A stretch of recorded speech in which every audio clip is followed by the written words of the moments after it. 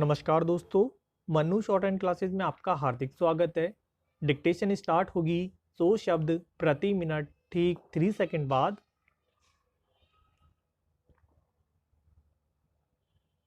Start. आदरणीय साथियों, कई सरपंच निर्विरोध चुने गए। स्टॉप। अनेक चुनाव के बाद जीत कर सरपंच बने। ग्राम पंचायतों के सरपंच ही पंचायत समितियों के सदस्य बने एवं उनमें से प्रधान व उप प्रधान अप्रत्यक्ष रूप से निर्वाचित होते रहे। स्टॉप। सब पंचायत समितियों के प्रधान सांसद व विधानसभा सदस्य जिला परिषद के सदस्य बनते रहे। स्टॉप। उन्हीं में से जिला परिषदों के प्रमुख व उप प्रमुख चुने जाते रहे हैं। स्टॉप। न केवल राजस्थान राज्य में ही अपितु देश के अधिकांश राज्यों ने पंचायती राज व्यवस्था के आरंभ के वर्षों में इन संस्थाओं ने ग्रामीण विकास की दिशा में अच्छे परिणाम दिए। स्टॉप।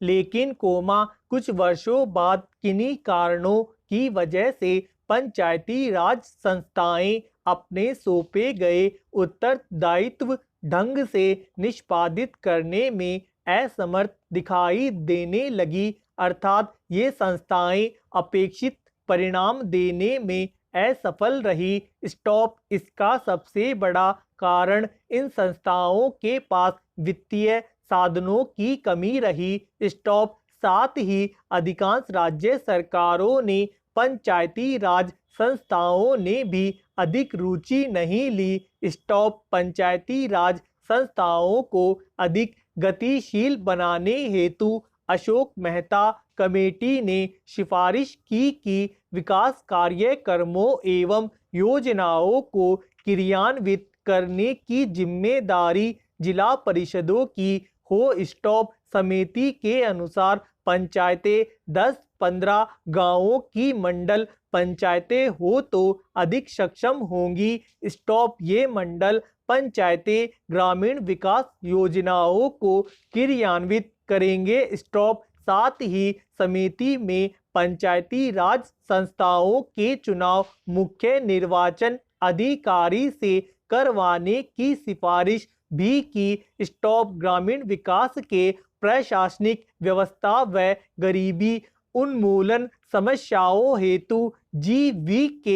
राव कमेटी ने जिला स्तर पर योजनाएं बनाने व नियमित चुनाव कराने की सिफारिश की थी। स्टॉप। देश की पंचायत राज व्यवस्था को सुदृढ़ व पुनर्जीवित करने हेतु गठित डॉक्टर लक्ष्मीमल सिंघवी कमेटी ने ग्राम पंचायतों को अतिरिक्त वित्तीय साधन देकर अधिक सक्षम बनाने पर बल दिया तथा साथ ही पंचायती राज संस्थाओं को संवैधानिक मान्यता दिए जाने पर विशेष बल दिया। स्टॉप। देश में पंचायती राज संस्थाओं की बिगड़ती हुई स्थिति को ध्यान में रखते हुए पूर्व प्रधानमंत्री श्री राजीव गांधी ने पंचायती राज ढांचे को सुदृढ़ बनाने की कल्पना की थी और उन्होंने पंचायतों को अधिक अधिकार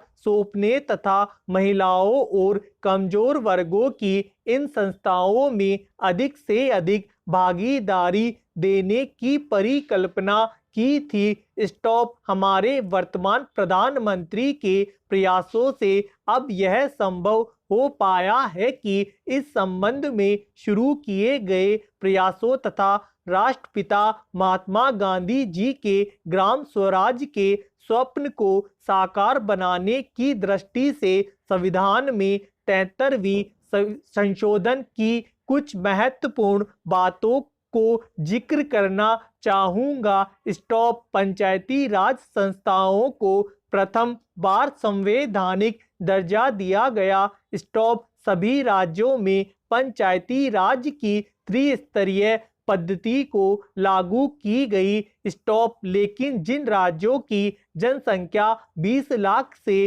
कम है वहां बीच के स्तर की इकाई गठित करने की मर्जी राज्य सरकारों पर छोड़ी गई है। स्टॉप ग्राम सभा को वैधानिक दर्जा दिया गया। स्टॉप हर 5 वर्षों में अनिवार्य रूप से चुनाव होंगे।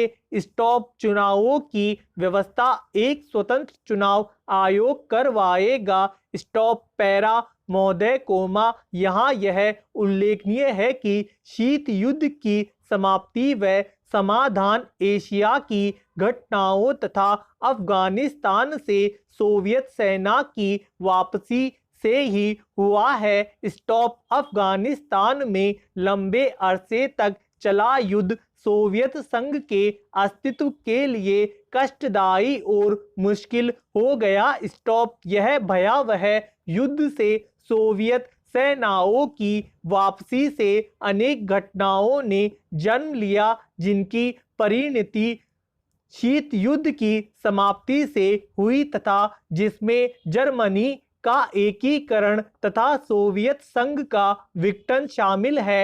स्टॉप संक्षेप में शीत युद्ध का और इस तनाव का एशिया की एकता पर दूरगामी प्रभाव पड़ा। स्टॉप एशिया के सभी देश यह चाहते थे कि क्षेत्र में शांति बनी रहे। स्टॉप चीन और सोवियत संघ का सीमा विवाद चीन और वियतनाम का झगड़ा और भारत व चीन का सीमा विवाद उस समय की परिस्थितियों को स्पष्ट करता है। स्टॉप इस तरह से पाकिस्तान पूरी तरह से थाईलैंड और फिलीपींस के साथ अमेरिका के खेमे में चला गया था। स्टॉप जापान अपने आर्थिक और व्यापारिक संबंधों के कारण पश्चिम देशों में सामीप्य स्थापित कर रहा था। स्टॉप इससे एशिया की एकता को एक नया धक्का लगा है क्योंकि एशिया के देश अलग अलग खेमों में बट गए थे। स्टॉप 1960 के दशक में एक नया मोड़ आया जब शीत युद्ध के समय में आसियान के नाम से एक नए गुट का प्रादुर्भाव हुआ। स्टॉप इससे दक्षिणी पूर्वी एशिया के देशों में नए आर्थिक और सुरक्षा संबंधी प्रयास किए गए। स्टॉप इन देशों में सांस्कृतिक एक रूपता की वजह से भी एक नए गुट ने जन्म लिया। स्टॉप लेकिन यह कहना कठिन होगा कि इन दक्षिण पूर्वी एशियाई देशों से समूचे एशिया की पहचान या एकता बनाने में सहायता मिली है या उससे धक्का लगा है क्योंकि इन देशों ने अपनी नीति बहुत स्पष्ट नहीं की और केवल अपने ही गुट के अंदर भूमिपुत्र नीति को जन्म दिया। भारत भी अब आसियान का सहयोगी सदस्य बनने जा रहा है। Stop para